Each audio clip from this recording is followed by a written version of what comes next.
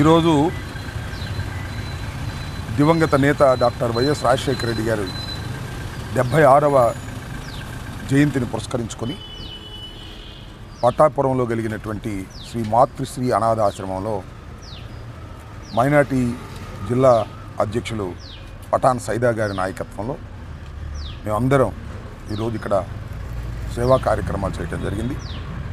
అనాథ పిల్లలకు ఉదయమే బ్రేక్ఫాస్ట్, అదేవిధంగా వారు చదువుకునేందుకు పుస్తకాలు పంపిణీ చేయటం జరిగింది.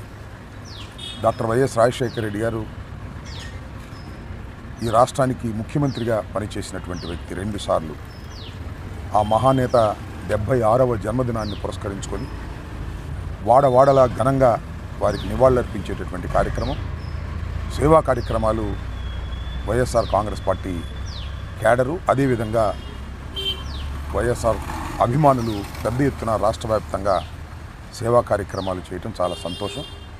వారిని మరొకసారి గుర్తు చేసుకునేటటువంటి అవకాశం కలిగినందుకు కొంత బాధగా ఉన్నా సంతోషపడుతున్నామని ఈ సందర్భంగా చెప్పదలుచుకున్నాం.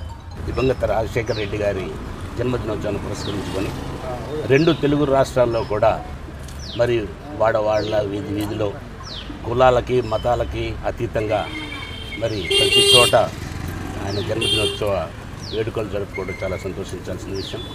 మహానుభావులు వారి పరిపాలనలో మరి విద్యార్థులకి విద్య ఏ విధంగా 2 రాష్ట్రాల్లో కూడా తెలుగు రాష్ట్రాల్లో కూడా మరి ప్రాధాన్యత ఇవ్వడం జరిగింది.